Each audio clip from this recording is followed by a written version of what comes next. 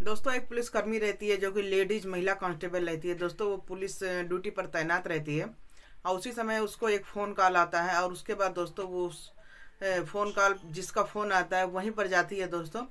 और जो उसके ऊपर जो सर थे वो बुलाते हैं और फिर दोस्तों वहाँ पर जाती है और उनके साथ बातचीत होता है, सब कुछ होता है।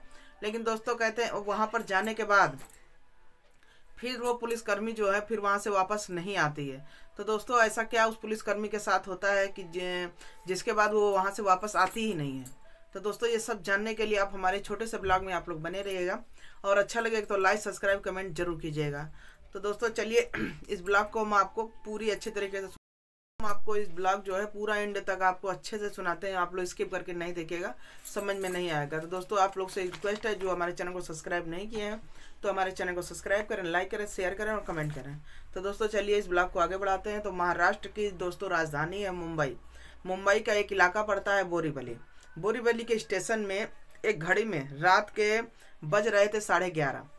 तो उसी समय एक लेडी कांस्टेबल रहती है, वायरलेस ड्यूटी पर तैनात रहती है। जब दोस्तों वायरलेस ड्यूटी पर तैनात रहती है तो वो बार बार अपना मोबाइल देखे जा रही थी, क्योंकि जाहिर सी बात है टाइम पास करने के लिए आदमी करता क्या, मोबाइल ही देखता है। तो वो भी मोबाइल ही देखे जा रही थी, मोबाइल देखे जा रही थी। तभी दोस्तों उसके मोबाइल पर एक घंटी बजती है और जब जिस घंटी बजती है दोस्तों तो उससे बड़े ऑफिसर का रहता है। तो इसके बाद वो तुरंत जो है तो जो फ़ोन करता है उसी के साथ वो जो बुलाते हैं तो उन्हीं के पास वो लेडीज कांस्टेबल चली जाती है। और दोस्तों जब चली जाती है तो उससे ऊपर अधिकारी बुलाते हैं, तो जाहिर सी बात है जाना है। तो दोस्तों वो जो जिसके पास जाती है तो दोस्तों वहीं पर एक पुलिसकर्मी रहते हैं। तो दोस्तों जो वायरलेस पुलिस अधिकारी रहती है जिसका नाम कविता रहता है, तो वहीं पर दोस्तों थाना इंचार्ज रहते हैं जिनका नाम जाधव रहता है। तो जाधव सर का उनके ऊपर फ़ोन आता है और दोस्तों जैसे ही वो जो है जादव सर का फ़ोन आता है और उसी तरफ बगल में ही कमरा रहता है, बगल में ही जादव सर रहते हैं, तो वहीं पर वो चली जाती है। तो दोस्तों जैसे ही जाती है तो वहाँ पर पूछती है सर से कि ऐसा क्या है, आप बताइए, आप मुझे अटेंडम क्यों बुलाएं। तो दोस्तों वहीं पर कुछ कांस्टेबल रहते हैं तो सब इधर उधर लगे रहते हैं। जादव सर बहुत बड़े इंचार्ज थे, थाना इंचार्ज थे, तो उनकी देख रेख में सब लगे हुए थे। अब जैसे ही कविता वहाँ पहुँचती है तो जैसे दोस्तों कविता पहुँचती है तो जादव सर सबको इशारा करते हैं कि अब तुम लोग जाओ, कविता मैडम आ गई हैं। लेकिन दोस्तों जो कविता थी, कविता के बारे में बताया जाए तो कविता बेहद 28 साल की थी और बेहद जवान थी, बिल्कुल अप टू डेट थी दोस्तों। उसको देखकर कोई भी उसके हुस्न का दीवाना हो जाता था। तो इस प्रकार जादव सर थे जो थाना इंचार्ज, वो भी कहीं ना कहीं हद तक कविता के दीवाने हो चुके थे और इसी फिराक में थे कि कब कविता के साथ वो संबंध बनाया जाए। अब यहाँ पर दोस्तों जो कविता रहती वो भी बिल्कुल जोशीली स्वभाव की थी, नशीली थी, उसकी बड़ी बड़ी आंखें थी दोस्तों। तो उसका जो जाधव सर थे वो दीवाने थे। और दोस्तों इस प्रकार जो जाधव सर थे उनको एक एक लड़की की उनको आदत थी कि कभी कभी जब रात में मिलता था तब उनका जो है भूख मिटती थी। इस प्रकार जब जाधव सर की भूख मिटती थी और यहाँ पर दोस्तों जो कविता थी वो जैसे ही थाना इंचार्ज बुलाते हैं जादव सर तो वहाँ पर पहुँच जाती है। जब दोस्तों पहुँचती है तो वहाँ पर जैसे ही जादव सर लुंगी लपेट के बैठे रहते हैं और जैसे ही कविता पहुँचती है तो जादव सर करते क्या हैं, अपनी लुंगी थोड़ा नीचे गिरा देते हैं। और जैसे गिरा देते हैं ये सब सीन देखने के बाद जो है कविता बिल्कुल घबरा जाती है। वो बोलती है कि ऐसा सर क्या हुआ। तब वो बोलते हैं कि ऐसा है, मेरे पैर में ज़रा मालिश कर दो। तो वो दोस्तों वो घबरा जाती है कि ऐसा क्या, इतनी रात को आप बुलाए हैं पैर में मालिश करने के लिए, और रही बात आपकी भी तो बीवी है। तो वो बोलते हैं कि तुम मेरे से जबान नहीं लड़ाओ, जितना मैं काम कह रहा हूँ उतना काम करो। इतनी बात सुनने के बाद दोस्तों जो कविता रहती है बेचारी चुपचाप उसका पैर में मालिश करने लगती है सर के। अब इस प्रकार जो जाधव सर थे वो धीरे धीरे अपनी लुंगी पूरी नीचे गिराने लगते हैं। जब नीचे गिराते हैं तो कविता ये सब देख कर सहम जाती है। अब इस प्रकार दोस्तों जो जाधव सर थे उनका दिमाग कुछ दूसरे टाइप का हो रहा था असली हरकत करने के लिए। अब जो कविता थी वो धीरे धीरे इनकी जो मन की वो इच्छा थी वो समझ रही थी।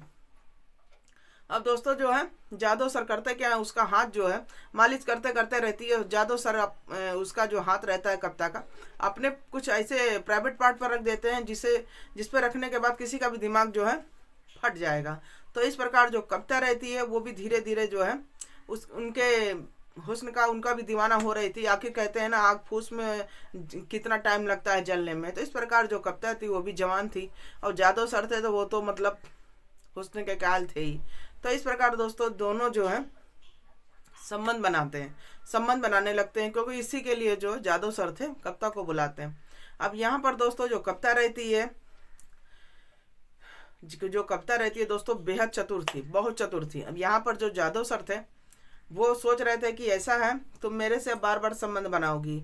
अब ऐसा बात करने के बाद जो है कविता बिल्कुल चौंक जाती है। अब उससे कहती है, जादव सर कहते हैं कि ऐसा है तुम मेरे बातों के उसमें अगर मेरा काम नहीं करोगे तुम फंस जाओगी, ये समझ लो, मैं कुछ भी कर सकता हूँ। तो दोस्तों यहाँ पर जो है कैसे उनका पासा उल्टा पड़ जाता है। कहीं हद तक वो फंसाने के चक्कर में थे, कविता कुछ ऐसा कांड करती है जिसे जानने के बाद जो है ना आप भी चौंक जाएंगे, और जादव सर तो चौंक ही गए थे। अब दोस्तों जो कविता रहती है वो कहती है कि ऐसा है आप मुझे जो है चौंका देंगे, मुझे जो है फंसा देंगे। तो वो दोस्तों मनी मन ठान लेती है कि इनको समय पे बताएंगे, क्योंकि कविता जितनी छोटे पद पे जरूर काम कर रही लेकिन बहुत दिमाग से थी, तो वो इनके बातों को नेग्लेक्ट कर देती है। कहती है नहीं, मुझसे दोबारा ये सब नहीं होगा, अगर मैं जानी होती तो मैं तो आपके पास आती ही ना। तब दोस्तों जो है जादव सर उससे बोलते हैं कि ऐसा है कल भी तुम इतने समय तुम आ जाना। अब जैसे ही बात बोलते हैं दोस्तों, कविता से सर बोलते हैं कि ऐसा है कल भी तुम इतने समय आ जाना, ठीक है, जैसे आज मालिश कर रही हो कल भी ऐसे ही आके मालिश करना। तो उसकी बातों को नेग्लेक्ट कर कविता वहाँ से चली जाती है। लेकिन दोस्तों कहते हैं ना, काम तो काम है, बड़े सर बुला रहे थे तो लोग लाज के मारे एक बार जब हो गया तब इसके बाद वो बेचारी क्या करे, फिर चली आई। ऐसे करते करते 1 महीना हो गया। 1 महीना जब हो गया तो दोस्तों इसके बाद जो होता क्या है, कविता प्रेग्नेंट हो जाती है। जब प्रेग्नेंट हो जाती है तो वो जाती है जादव सर को कहती है कि ऐसा है आपके बच्चे की मैं माँ बनने वाली हूँ। तब जादव सर करते क्या है, कहते हैं तुम पागल हो चुकी हो, मेरे तो बीवी बच्चे हैं। तब इतनी बात पे कविता बोलती कि ऐसा है ये सब तो आपको पहले सोचना चाहिए ना, संबंध बनाने से पहले, तब तो आपको बड़ा मजा आ रहा था मालिश करवाते वक्त।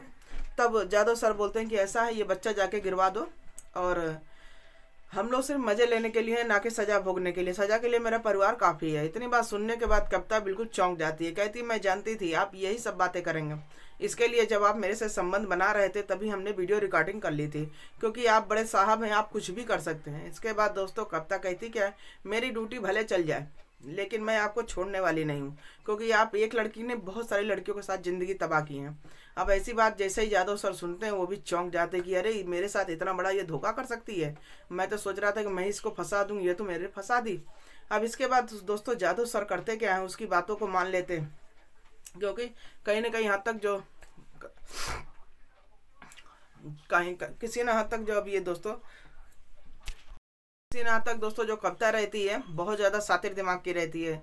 अब इस प्रकार दोस्तों जो है वो मोबाइल में डब कर लेती है। अब जो जादव साहब रहते हैं अपने कांस्टेबल से बोल कर अब उससे जो है सिम निकलवाने की कोशिश करते हैं। कहते हैं कि उसके कोशिश करो कि कविता के मोबाइल के अंदर जो है ऐसा सिम है जिसके अंदर कुछ सबूत है, उसको नष्ट करने का कोशिश करो। अब इसके बाद धीरे धीरे दोस्तों समय बदलता जा रहा था, बढ़ता जा रहा था। जो कविता थी उसके बच्चे की माँ बनने वाली थी। तब जादव सर से बोलती है कि ऐसा एक शर्त पे मैं इस बच्चे को हटाऊंगी, आप मुझे 30 लाख रुपया देंगे तब हम इस बच्चे को हटा देंगे। ऐसी बात सुनने के बाद जादव सर के कान खड़े हो जाते हैं। कहते हैं एबॉर्शन करने में कितना खर्चा आएगा, तो 4-5 लाख ले लो, 30 लाख तो बहुत बड़ी बात है। लेकिन दोस्तों कहीं ना कहीं काजल जो कविता जो थी अब जादव सर के रास्ते का कांटा बन जाती है। इस प्रकार दोस्तों अब जादव सर सोच रहे थे कि अगर ये जी गई तो बच्चे को जन्म दे दी तो इस सपोले को पालेगा कौन, कितनी बदनामी होगी, सो अलग है। दोस्तों जो जादव सर रहते हैं कुछ ऐसा प्लान बनाते हैं जिसमें बेचारी फंस जाती है, और फंसने के बाद दोस्तों उसका जो है अंत हो जाता है। तो दोस्तों दूसरे दिन जो है पुलिस जो कविता रहती है अपने ड्यूटी पर चली जाती है। जब ड्यूटी पर जाती है तो दोस्तों वहीं पर कुछ लोग रहते हैं, धीरे जैसे ही जाती है तो कुछ लोग रहते हैं धीरे धीरे धड़ाधड़ करके कविता के ऊपर गोली की फायरिंग कर देते हैं। इस प्रकार दोस्तों कविता का वहीं पर मौत हो जाता है। अब इस बात से दोस्तों पुलिस में हलचल मच जाती है कि आखिर वो कौन सा अनजान शख्स थे तो जो कविता को मारकर चले जाते हैं। तब दोस्तों अब जो है धीरे धीरे पुलिस जो है पूछताछ करने लगती है, उसकी कार्रवाई होने लगती है कि आखिर ये कविता का कोई दुश्मन तो था नहीं, बेचारी ड्यूटी करती थी तो ऐसे कैसे हो गया। लेकिन दोस्तों कहते हैं ना कि अब वो इंचार्ज थे ही बड़े, वो तो सोच रहे थे बात दब जाए, मेरे पे तो कुछ आएगा नहीं क्योंकि मेरे साथ तो ऐसा कुछ हुआ नहीं, हमने तो पैसा दिया, वो मारकर चला गया। अब इस प्रकार दोस्तों कहते हैं पुलिस जो है बाल की खाल निकाल लेती है। तब दोस्तों पुलिस वाले जो है पूरी बात पूरी अच्छे से शिनाख्त करते हैं कि जब ये ड्यूटी पर रहती थी तो ड्यूटी पर से छोड़कर ये कहाँ जाती थी। तो पूरा इस प्रकार दोस्तों पुलिस वाले बायोडाटा निकालते हैं, और जो यहाँ थाना इंचार्ज जो रहते हैं जादव साहब उनसे भी पता किया जाता कि आपके पास करने क्या आती थी। तो दोस्तों इस प्रकार जो है हर चीज़ जो है पुलिस वाले रिकॉर्डिंग उसका निकालते हैं फ़ोन से, और वहीं पर एक थाना इंचार्ज रहता है, थानेदार, वो सब बातें बताता है कि रात को इतने बजे जो थाना इंचार्ज जो जादव साहब हैं उसको अपने पास बुलाते थे और उससे साथ संबंध बनवाते थे। इस प्रकार उसके बच्चे की वो माँ बनने वाली थी, और जो सर थे जब जान गए कि ये बच्चे की मेरी माँ बनने वाली है तो उसको ये रास्ते से हटा देते हैं।